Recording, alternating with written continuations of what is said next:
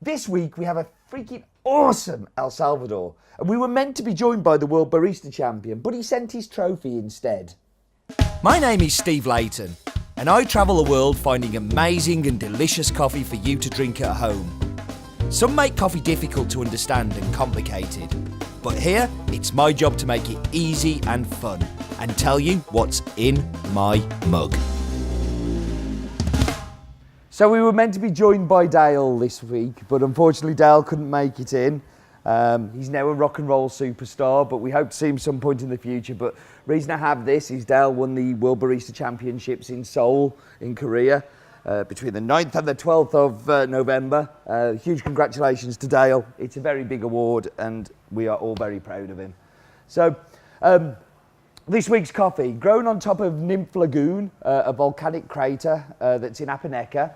Finca Lagunita is located at an altitude of 1,650 metres above sea level.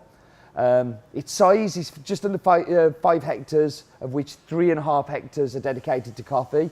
The varietals that they have are Bourbon and Typica, but they also grow a little bit of Elefante too. To the top of the hill, they've kept it as like a forest and a sanctuary to trees, some of them hundreds and hundreds of years old. And they've really worked hard to try and look after the animals that are around there. So there's lots of birds, lots of natural native animals. It's a really pretty nature reserve. So yeah, they're doing a really good job with that. The coffee's grown by Gloria Mercedes Rodriguez Fontan. She's a 4th generation coffee grower and owns and personally supervises 6 small farms, all located within that distance. In fact, one of the farms is just across the road from this one, which is San Jose.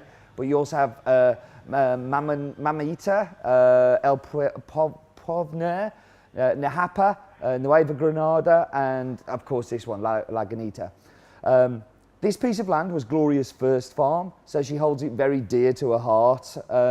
When her father, Jose Mara Rodriguez, died in 1975, she had to learn all the responsibilities of coffee farming and looking after this farm.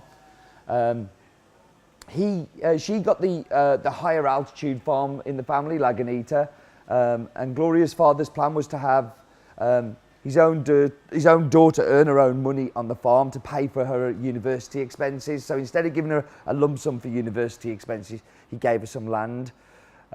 Gloria works under strict coffee standards, as all coffee producers do, but she picks only the fully ripest cherries. She has an amazing grasp of milling and pruning of the farm, but she's also very blessed with this amazing terroir.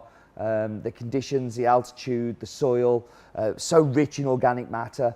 The people who work with her, the coffee pickers, are hand selected by her manager, and they can't just come and pick coffee. They have to be experienced, but they also have to have a passion for picking the very best coffee. Every year, Gloria employs around about 35 people during the harvest season. And all year round, she has around about 15 workers who she calls her winter team, which basically do a lot of the pruning and the management of the land.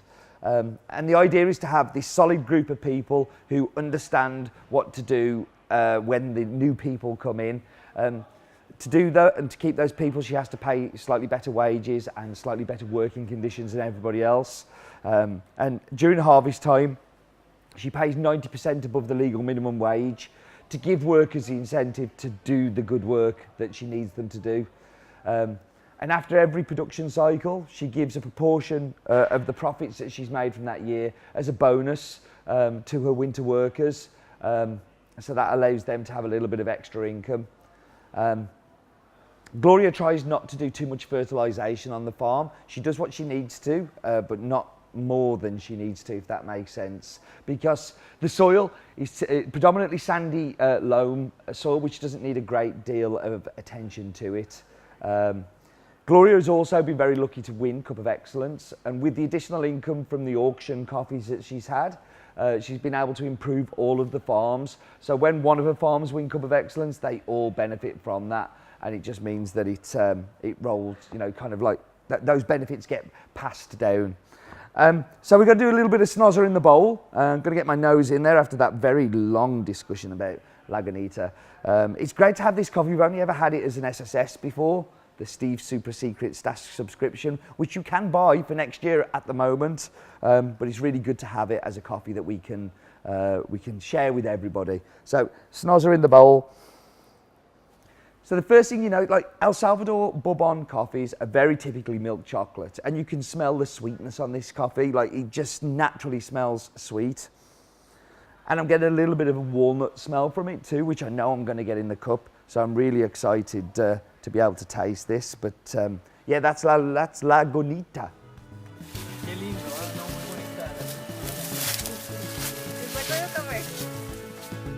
Originating maybe on the island of Bourbon or perhaps Ethiopia, much more likely. This varietal has sub-varieties. It's highly at risk of pest and disease. It's decidedly average in terms of yield, but the cup profile of Bourbon, for me, tends to be better than anything. There is some evidence that yellow Bourbon gives a higher yield compared to its red and orange derivatives, although red is the most prevalent. With very close links to SL28, Typica and Caturra, in the right environment, because of its low yield, Bourbon tends to produce a very high quality cup.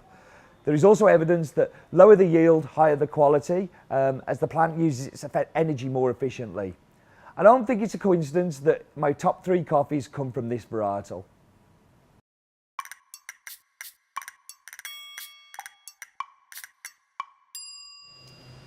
Okay, so I'm joined by Sonali. Hello, Sonali. And you've made the espresso for us. Yes. So can you share the recipe with the lovely people? Well, I took inspiration from the one and only Dale Harris. Who? Oh. Has he won stuff? Well, I haven't seen him since he's won, so I don't know where he's gone. Billy Big Boot. Billy Big Boots made gone 12 somewhere. espressos. Yeah, now and that's he's it. gone. Now he's gone. He's travelling the world telling people he made 12 drinks. I did 20 in, 40 out. It was Yeah. like 32 seconds. 32 That's pretty much seconds? what he did, so, Cool. Let's yeah. give it a whirl. Wow. That's really good. Like, we've been standing here a No, little it is, while, it haven't we? is. Going Yeah, like, yeah. it's No, got a but little it's still- cold. it's still nice. But it's delicious. It's really good. I mean, I get lots of that milk chocolate kind of come running through, which I expect from a good El Salvador. But the sweetness is kind of more than just chocolate. I get a little bit of icing sugar. And I use icing sugar purely because it's like, it's a little bit of a drier sweetness. Yeah, it's very kind of not rough, but Yeah. that kind of icing sugar texture in like a positive way. Exactly, exactly. And the acidity? It's bright. Yeah. I think it's quite bright in a nice. It is. like, It's super definitely nice. there. I kind of get a little bit of like a pear kick to it, and it's a good acidity, but it's not dominant, which I like in my espresso. Yeah. A little bit of nut on the end as well. Love a nut. Love a nut. You work with nuts. Yeah. No, thank you, Sonali. That's fantastic, thanks. and thank you for joining. And do remember. Do you know what the tagline is? Life's too short for bad coffee. I like it.